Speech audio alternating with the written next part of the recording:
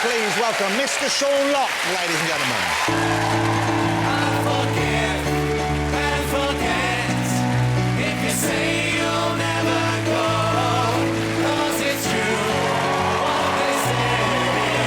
It's better than devil you know.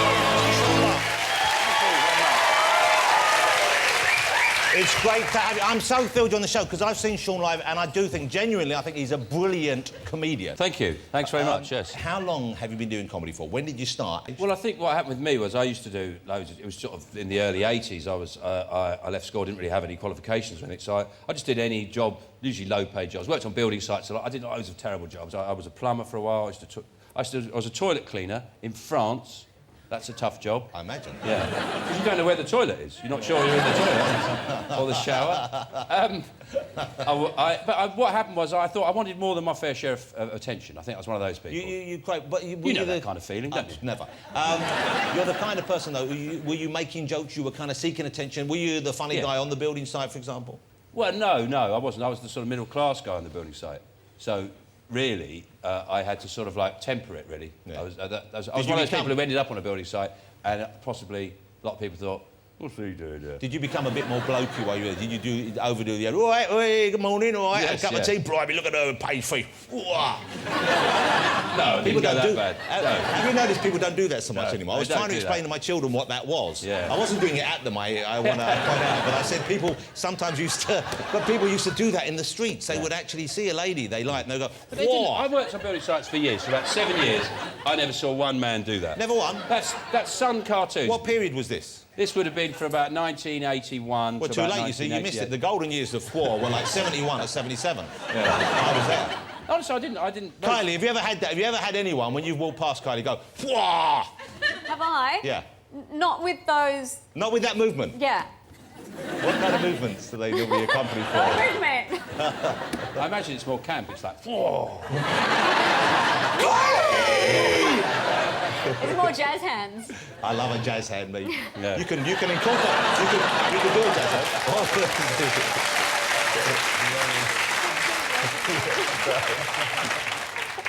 He's not seasick right now, obviously. Yeah.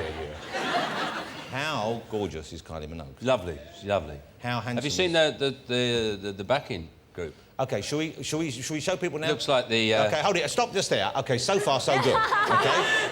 You got Seasick Steve in the middle. He's not backing Kylie, although who knows? Maybe later on we'll get the old twangy thing out. You got two lovely ladies there, two gorgeous ladies there. They're going to be, I guess, singing and a bit of shimmering and a bit of dancing in the background. Yeah, OK. Then we move around. Now the band. Now, I'm warning you now, ladies and gentlemen, this isn't pretty. So far, so good. What's that?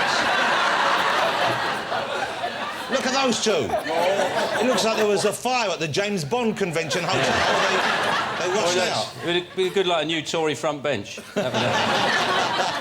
We're just lucky they're not wearing the flip-flops. You wanted change, we're going to give you change. Well, that's a radical future we're looking at. I think that'd be great. You're not a man, I imagine, who would go for that kind of thing. I mean, in terms of the sunny weather, you going out, are you in the shorts? Do you like to catch the sun? Or are you a pale fella who stays inside? I'm not really a big sun worshipper. I do go out in the sun. I sort of run between patches of shade. Yeah. I like to experience the summer underneath a willow. That sounds quite dodgy, doesn't it? It does sound... I don't really go in the sun. I'm virtually green underneath. Yeah, not underneath my clothes. I'm virtually green underneath. I'm not saying I'm jealous of your show or anything. No, years ago I can't go in the sun. I had skin cancer. Oh, I see. Ago. So this is a genuine reason. This isn't like you're not trying to just stay young and beautiful. No, you actually. Well, obviously, I've not really worked very hard at that. I was very young. I was about 22, 23 when I got it. But I used to work on building sites for many years, and you got your shirt off, and it's quite difficult to get an Irish foreman to rub a bit of ombre solaire in your back. You know, Mick, you wouldn't be a poppet, would you? And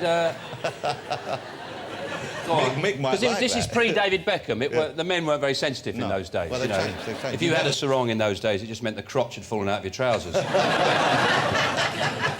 I did, and I was very lucky. They caught it really early. I was incredibly lucky, and I didn't really appreciate how lucky I was for many years, you know, until someone actually explained to me how bad it could have been. Yes, yeah. And it's a strange tale, really, because it's almost like an anti-morality tale, because the reason that I survived was because I was promiscuous. I was single at the time, and so nobody saw my body. You know, one of the things that would protect you against skin cancer, you had a partner, they'd see your body. They say that's different. Yeah, that's that changed. looks a bit You weird. want to get that looked into. Yeah. Apart from all the other things, that looks strange. That looks strange because it's right in the small of my back. Which I don't know about you, but I never spend much time checking it. Only when I'm shaving it. But apart from that, no. A special. Have you got that mirror? The ring mirror. Is that like a ring road? Yeah, I've had that joke for years and never had a chance to use it. At last. And so I was what you would call. I was promiscuous. I would just take opportunities where I found them. Was this when you were already in comedy? Or was Yes, this when so you're on comedy, so you were travelling the country a bit, I guess? Yes. That was it. And I had an experience one evening, and this woman said to me, "There's something very weird on your back, very strange on your back." And so I went to the doctors, and they sent me straight to the hospital, and they cut it out immediately. And they said to me afterwards, you know, I still didn't really understand. They said to me, "Well, we got it early. You'll be fine. You should be fine." But they just said another 3 or 4 months down the line. Wow. You know, it could have gone. I wouldn't be here. So if I hadn't been a dirty dog, I'd be dead now. Basically, that's the moral tale there, kids. If there are any people saving themselves for wedlock, you would advise against that. No, yeah, get out there and just save your life. Yeah. Do it. That's a nice Just thing. do it. What's the new... Now, here's the tour. The new tour has a strange name to it. Lockipedia. Yes. We're all familiar with Wikipedia.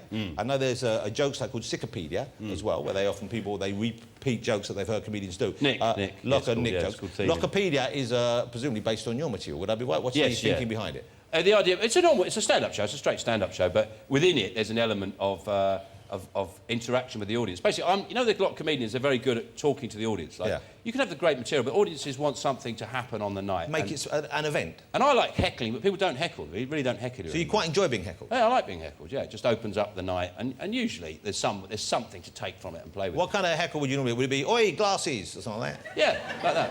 Oi, glasses. What would you say back to... So, "Oi, glasses." Yeah. I'd go, "Yeah, you've got glasses on, yeah." Anyway, moving on. So there is an exchange, though. Oh, yes, yeah. Obviously, you'd investigate why they'd shouted glasses. But After you demolished them. yeah, we don't get that many morons in. I tend to attract a more thoughtful, intelligent heckler. I wanted to find a way of sort of involving the audience, so I came up with this idea of Lockipedia, where what I do is I play audience battleship. So I shout out a row letter and a seat number, and I go, like, E16, and I go... Whoever's in that seat has to give me their name, right, a letter, and a word that begins with that letter. And I go to my book of Lockipedia. So you've got a book that you prepared? Yes, yeah. And then I sort of, hopefully I can do something on it. So normally, to be honest with you, mostly I can't. It's impossible. It's technically impossible, because people shout out ridiculous things. A while back, a guy shouted out perpendicular. How can you do jokes about perpendicular? It's about how you get out of it. It's just a way of breaking up the show. So it's a nice not way, really the show itself. So it encourages interaction. Yes. I asked you to bring this book along. Do you have it with you? Yes, yeah. We have the book. We have the... Should we try it here? here. Could we try it here? You have that, I think we have it out there. We have young Will, who works on the show, who appears on a semi-regular basis. He's going to bring it out for us. He's a big Kylie fan.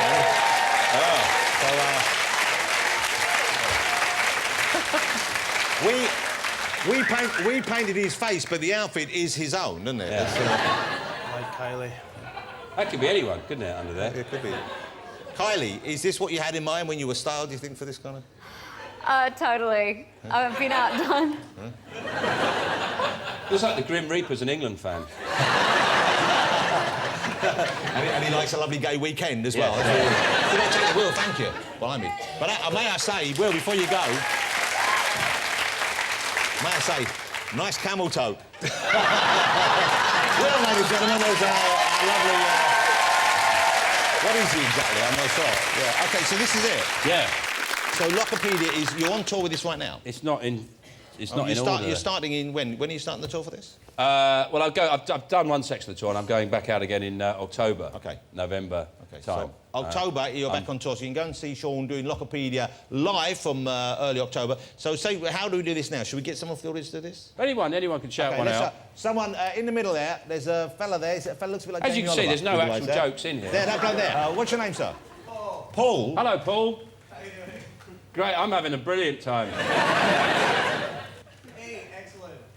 E, excellent. E. Thank you, Paul. E for what? Excellent. Yeah. Excellent. Oh shit. No.